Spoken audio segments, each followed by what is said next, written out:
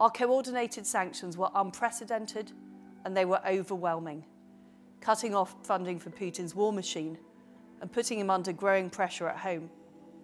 The fact is that the UK, the US, EU, Japan and Canada moved in unison, gave this action incredible scale. It has been truly global. Even Switzerland has put aside its historic neutrality. Singapore has imposed bilateral sanctions for the first time since the 1970s.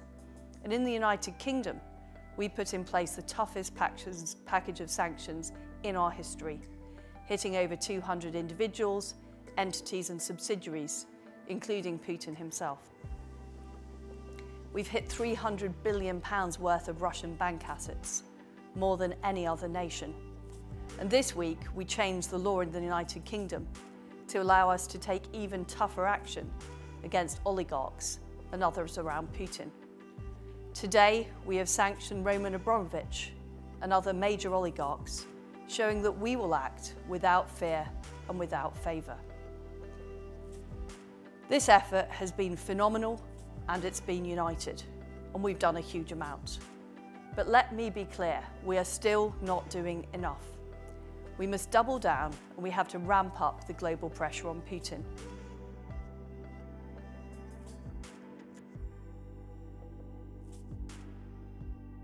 Russia's unprovoked and unjustified aggression against Ukraine, an independent and sovereign state, is a flagrant violation of international law and the principles of the UN Charter and undermines international security and stability. Let us be clear.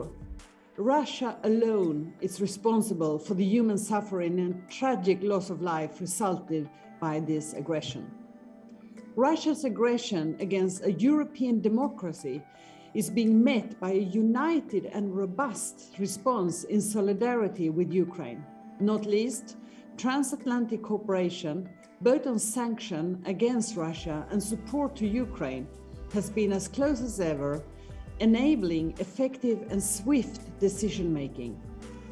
The Swedish government has dramatically increased its humanitarian aid to Ukraine, and Sweden is also providing military equipment. We continue to monitor the situation closely, including from the very important perspective of women and girls.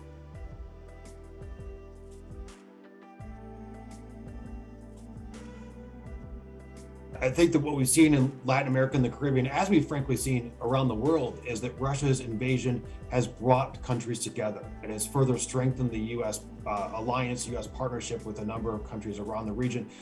Despite Russia's many attempts to try to galvanize strong relationships across the region, including the deputy Russian minister's visit to Cuba, Nicaragua, and Venezuela just weeks before the invasion, still no country in the Americas voted in favor of Russia's stance in condemning the UN resolution.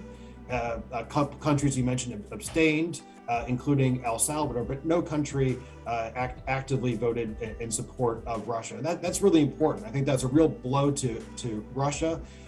It also shows the importance of Europe to the region. Cuba, for example, is very dependent upon European trade, European tourism. And so that is a real blow to Russia's consistent attempts to try to really galvanize this regional support. It also shows the importance of what happens when Europe and the United States work together in a transatlantic alliance, both in Latin America and the Caribbean and around the world. For Venezuela in particular, Venezuela didn't vote at the UN. Maduro's statements have continued to be supportive of Putin, but I think Maduro also recognizes that he is being squeezed by these Russian sanctions.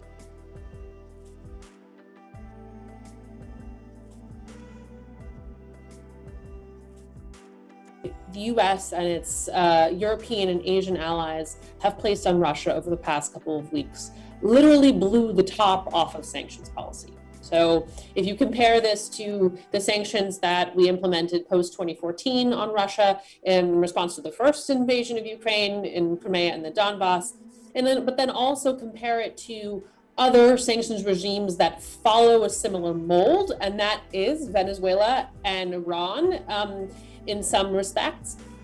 We see that we've done this to Russia in the course of days instead of months and years. And also the Russian economy is the 11th largest in the world, and also, as Randy will well acknowledge, obviously a major global oil exporter, right? So what happens to Russia? What we're looking at right now is a pending currency crisis, a following off of the ruble, untradeable, stock markets are closed, and also a pending potential sovereign debt crisis, right? That Russia has now said, well, we're going to service all of our external debt in ruble. In many respects, according to it's a technical default already. So the Russian economy could be rocketed back to a sort of 1990s scenario.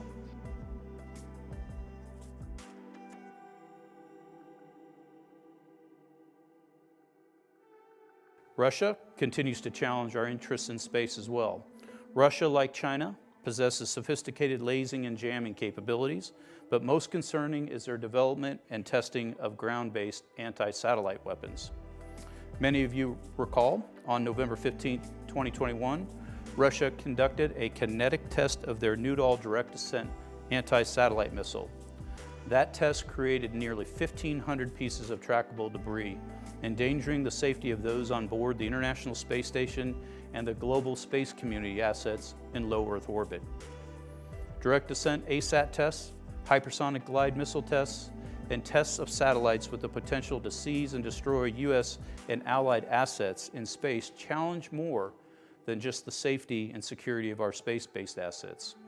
Those tests and the capabilities they represent could have consequences in the air, land, sea, and cyber domains as well.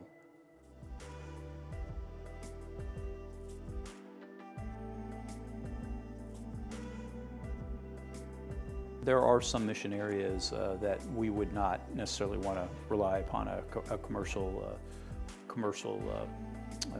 company or capability, but there are others that we certainly can. I mean, you can just look, for example, what we're seeing right now, quite frankly, when you turn on the news and you look at what we're seeing in Ukraine and you see those overhead images, which are taken from commercial companies, and you look at really, quite frankly, how exquisite they are.